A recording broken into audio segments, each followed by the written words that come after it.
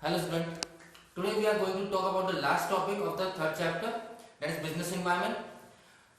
In the previous video I have talked about the changes in the economic policy, that is new economic policy in the 1991, that is liberalization, privatization, globalization. Now how this liberalization, privatization, globalization has impacted the businesses, how it is good, what are the pros and cons, we will discuss this today. Okay, how the customers are benefited with it, what are the changes that is required to be adopted by the business or organizations. So we will discussing the 2 points only, or 2 topics, and this will be end of the chapter. Okay, the first topic will be, that is impact of changes in government policy 1991, that is new economic policy. These are some points, and how the manager or how the top management has responded to the changes in economic policy. So starting with the first point, that is increasing competition. Obviously due to changes in due to we can say new economic policy आने की वजह से क्या हुआ, liberalisation, privatisation और globalisation आने से competition increase हुआ. कैसे हुआ? एमएनसीज आ गई, प्राइवेट सेक्टर का इंक्रीज हुआ. एमएनसीज कैसे आ सकती है? एमएनसीज की ग्लोबलाइजेशन कर दिया अपन ने बोला कि बाहर की कंपनीज भी अब क्या कर सकती है, इंडिया में अपना बिजनेस स्टार्ट कर सकती है. क्योंकि हमने क्या कर दिया, इंपोर्ट एक्सपोर्ट पे अब क्या कर दिया, हमने जो लाइसेंसिंग थी या फिर जो हमारे रूल्स थे, जो हमारे टैक्सेस थे, उसे रिड्यूस कर दिया हमने. उसे रिड्यूस करने से ये हुआ कि अब बाहर की कंपनी बहुत इजीली इंडिया में आ सकती है. लाइसेंस जो था वो रिक्वायरमेंट हमने क्या कर दिया, अबॉलिश कर दिया. तो अब इससे क्या हुआ, कंपटीशन इंक्रीज हुआ. अब जो ऑलरेडी डोमेस्टिक कंपनी है उनको सर्वाइव करना पड़ेगा इस कंपटीशन एनवायरनमेंट के अंदर. बिकॉज एमएनसी जब आती है, मल्टीनेशनल कंपनीज जब आती है तो बहुत नई टेक्नोलॉजी के साथ, नई थॉट प्रोसेस के साथ आती है, मार्केट को पूरा सर्वे करके आती है. सो अब इसी तरह से जो डोमेस्टिक कंपनीज हैं जो ऑलरेडी सी इंडिया में एग्जिस्टेड थी, उनको भी क्या करना पड़ेगा, आरएनडी करना पड़ेगा, रिसर्च एंड डेवलपमेंट करना पड़ेगा, मार्केट के बारे में पता लगाना पड़ेगा कि लोगों को क्या पसंद है. पहले क्योंकि एमएनसीज नहीं थी, कंपनी लिमिटेड बहुत कम थी, ठीक है, कंपटीशन नहीं था, तो जो प्रोड्यूसर बनाता वो मार्केट में अवेल करता, क्योंकि कस्टमर का कोई ऑप्शन नहीं था, कस्टमर को वही परचेज करता था. अब ऐसा नहीं है, क्योंकि अब अगर कोई कंपनी ऐसे सोचती है कि हम तो वो प्रोड्यूस कर देंगे, फिर देखेंगे मार्केट वाले परचेज करते ही नहीं करते, या कस्टमर परचेज करता ही नहीं करता, तो आपकी कंपनी 2 दिन में बंद हो जाएगी. It is that you have to understand the need and the wants of customer. First one important thing ये होता है कि आप कोई मैन्युफैक्चरिंग स्टार्ट कर रहे हो या कोई भी चीज बनाना चाहते हो, तो पहले आप कस्टमर को जानो कि वो कस्टमर की रिक्वायरमेंट है या नहीं है. अगर कस्टमर की रिक्वायरमेंट नहीं तो कस्टमर परचेज नहीं करेगा, और अगर रिक्वायरमेंट है तो जो कस्टमर जैसा चाहता है उसी क्वालिटी में, उसी प्राइस लेवल पे है क्या. अगर ऐसा भी नहीं है तो कोई दूसरी कंपनी आके उसी क्वालिटी, उसी प्राइस लेवल पे भी आपको डिफीट कर सकती है. Okay, second point, more demanding customer. Obviously अब पहले ऑप्शंस नहीं हुआ करते थे, अब कस्टमर के पास बहुत ऑप्शंस है. अगर मोबाइल फोन को ले लो, मोबाइल फोन में कितने ऑप्शंस है आपके पास, ठीक है, कितनी कंपनीज हैं, अलग अलग कंपनीज हैं जो आपको जो अगर एप्पल के जो फीचर्स है वो आपको सैमसंग में मिल जाते हैं, या फिर आपको सैमसंग के फीचर वन प्लस के अंदर मिल जाते हैं, बहुत कम रेंज में मिल जाते हैं, ओप्पो, रेडमी, ठीक है. तो दिखने में एक जैसे लगते हैं, कोई ऐसा है नहीं, पीछे सिंबल्स का पता लगता नहीं है, और बाद में फीचर्स या कैमरे के ऊपर सब एक जैसे काम कर रहे हैं. तो टोटली डिपेंड करता है कि कस्टमर के पास बहुत ज्यादा चॉइस है. अब कस्टमर किसको एक्सेप्ट करेगा, वो डिपेंड करेगा इस पे, आपकी ब्रांड के ऊपर, ठीक है. So we can say market orientation अब डिपेंड करता है. नाउ मार्केट ओरिएंटेशन का मतलब ये होता है कि एक्सप्लेन किया हमने फर्स्ट पॉइंट को लेकर ही, कि पहले जो प्रोड्यूसर थे वो प्रोडक्ट ओरिएंटेड थे, कि जैसे कि मार्कर बना दिया उन्होंने, बोले कि मार्कर बना दे छोड़ दे. अब ये रिक्वायर्ड है या नहीं है, कस्टमर को उसमें कोई चेंजेस की रिक्वायरमेंट है या नहीं है, वो देखना ही नहीं उनको, ठीक है. उन्होंने मार्केट में लॉन्च कर दिया, मोबाइल कैसे मार्केट में लॉन्च कर दिया, उन्होंने ये देखा नहीं कि क्या फीचर्स क्या होने चाहिए, स्पेसिमेंस क्या होने चाहिए, या कोई प्रोडक्ट लॉन्च करने से पहले उन्होंने कुछ भी नहीं देखा. तो उसे बोलते हैं प्रोडक्ट ओरिएंटेड, कि मार्केट में प्रोडक्ट पहले बना दिया और फिर मार्केट के अंदर सेल करना है. अब क्या होता है, ऐसा नहीं, पहले मार्केट को रिसर्च किया जाता है, प्रोड्यूसर को समझा जाता है, मतलब कस्टमर को समझा जाता है, और उसके बाद प्रोडक्ट मैन्युफैक्चर किया जाता है, जिसे हम यूएसपी आजकल बोलते हैं. एक तरह से यूएसपी का मतलब होता है यूनिक सेलिंग पॉइंट, ठीक है. यूनिक सेलिंग पॉइंट का मतलब क्या होता है, किसी भी प्रोडक्ट का एक यूएसपी होता है कि इस प्रोडक्ट को परचेज करने में सबसे बेस्ट चीज क्या है. जैसे एप्पल को परचेज करते हैं, एप्पल का एक है कि इसका कभी पासवर्ड अनलॉक अगर भूल गए या आपके मोबाइल किसी के पास चला गया तो पासवर्ड नहीं टूट सकता. अगर टूटा तो सारा डाटा ऑटोमेटिकली इरेज, मतलब आप सबसे सेफेस्ट मोबाइल आपके पास होता है उस समय। Clear? So these are the USP कुछ होती है, जैसे हम बोल सकते हैं यूनिक सेलिंग प्राइस बोल सकते हैं कि जो आप एप्पल को पकड़ते हैं उसका ब्रांड बिल्डिंग इतना अच्छा है कि लोग उसे देखते हैं बैक साइड से, अपन चाहे यूजेबल है या नहीं है पर उसको लेके जब घूमते थे लोगों की इमेज बिल्ड हो जाती है। ठीक है, तो they are something USP. Okay, इस तरह सैमसंग को ले लो या वन प्लस ले लो या रेडमी ले लो, ओप्पो ले लो, सबकी एक यूएसपी होती है और उसी बेसिस पे प्रोडक्ट को सेल किया जाता है। Next, rapidly changing technological, TECH, that is technology environment बहुत जल्दी चेंज हो रहा है क्योंकि जैसे एमएनसीज आ रहे, एमएनसीज नई टेक्नोलॉजी के साथ, नई थॉट प्रोसेस के साथ, नई आरएनडी, आरएनडी का मतलब होता है रिसर्च एंड डेवलपमेंट करके आते हैं, प्रोडक्ट में इनोवेशंस, डाइवर्सिफिकेशन लेके आते हैं। तो ऑब्वियसली आपकी टेक्नोलॉजी बहुत जल्दी चेंज हो रही है, जो हम मोबाइल्स के अंदर, कंप्यूटर्स के अंदर, लैपटॉप के अंदर, टीवीज के अंदर देख रहे हैं।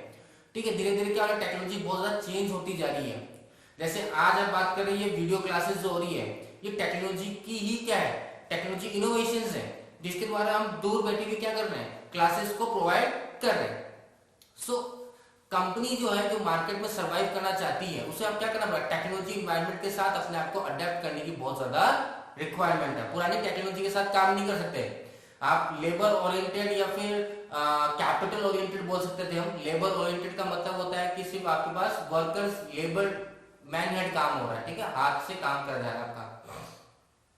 वही हम बात करें कैपिटल ओरिएंटेड, तो कैपिटल ओरिएंटेड मतलब आप मशीन्स का यूज कर रहे हो।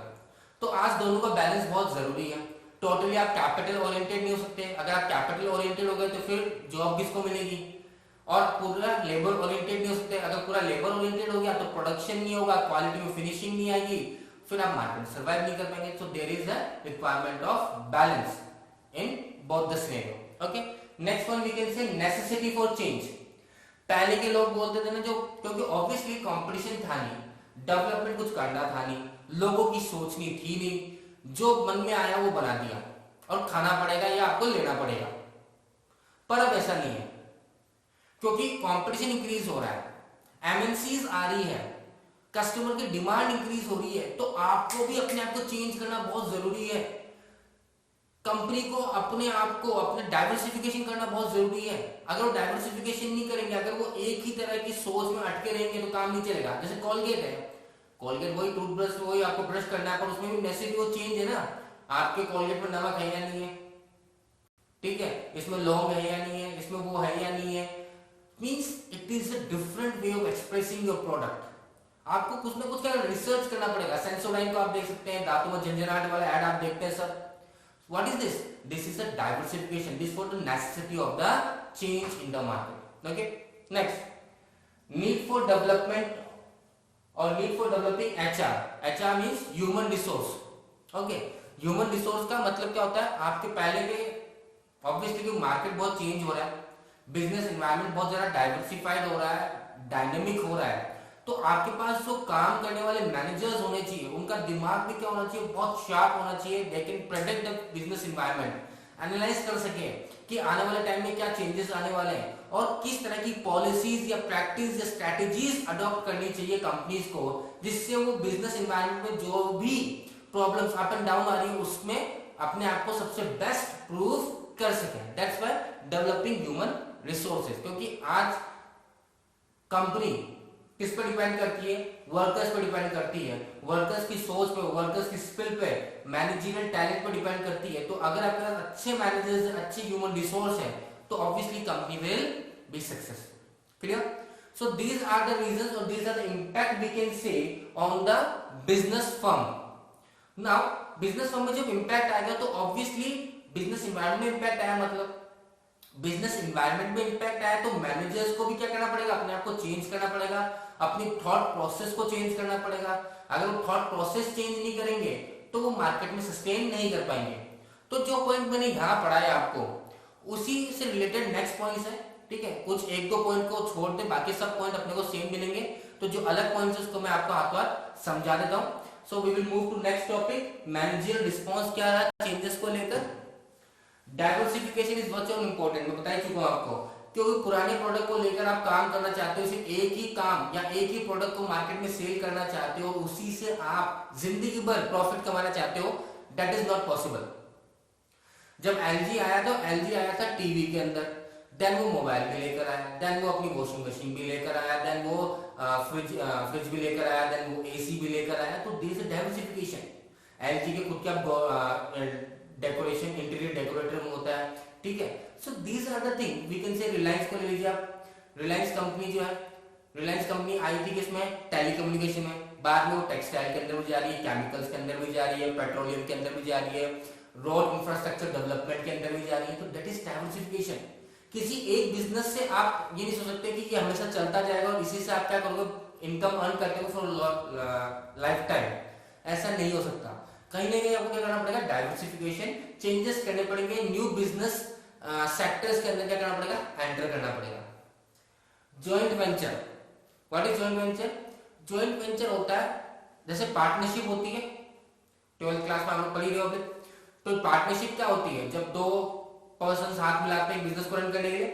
जॉइंट वेंचर का मतलब होता है कि जब बाहर की कंपनी इंडिया आ रही है, इंडिया की कंपनी बाहर जा रही है, तो उनको कहीं ना कहीं इंडिया, जैसे मान लीजिए अगर अमेरिका की या कोई कंपनी, मान लीजिए अमेरिका की कंपनी इंडिया आ रही है, तो अमेरिका की जो कंपनी है उसको इंडिया मार्केट के बारे में ज्यादा नहीं पता, इंडिया में लोगों को क्या पसंद है, ठीक है, मार्केटिंग कैसे करनी चाहिए प्रोडक्ट की, ठीक है। मार्केटिंग करने के बहुत अलग अलग तरीके हैं, वी विल मूव, जब वो मार्केटिंग चैप्टर्स आएगा, जब प्राइस स्कीमिंग करनी चाहिए या फिर कैसे करना चाहिए, दैट्स अ डिफरेंट पार्ट। तो अलग अलग तरीके होते हैं, पर उनको पहले मार्केट के बारे में, लोगों की टेस्ट प्रेफरेंस के बारे में पता होना चाहिए। सो अब वो आए, फिर बाद में आरएनडी करें, फिर मार्केट में इंट्रोड्यूस करें, चले नहीं चले, तो क्या करते हैं, यहाँ के लोगों के जो ऑलरेडी स्टैब्लिश्ड फर्म्स होती हैं, बिजनेसेस होते हैं, उनके साथ हाथ जोड़ लेते हैं, ठीक है। जैसे कि हम बात करें हीरो और होंडा, ये जॉइंट वेंचर है।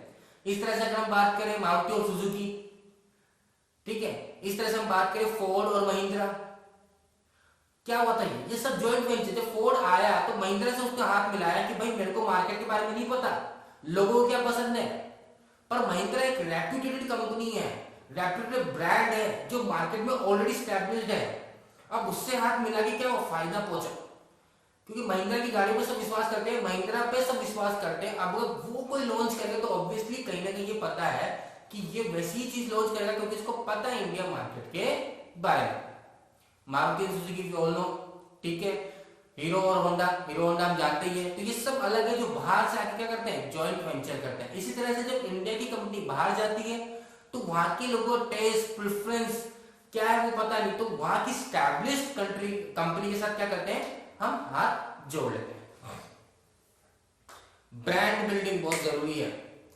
किसी भी प्रोडक्ट को सेल करने के लिए, किसी भी कंपनी के प्रोडक्ट को सेल करने के लिए अगर आपका ब्रांड बन गया तो फिर आप कुछ भी क्या कर दो उस प्रोडक्ट में, उस लाइन में डाइवर्सिफिकेशन करते हो अपने नाम के साथ, लोग परचेज करते जाएंगे। एक बार किसी कंपनी के नाम पे भरोसा हो गया, फिर वो कंपनी कोई से प्रोडक्ट लॉन्च करे, वो सिर्फ अपने नाम के साथ ही क्या कर सकती है, लॉन्च कर सकती है, उसे फिर ज्यादा मार्केटिंग की रिक्वायरमेंट नहीं है।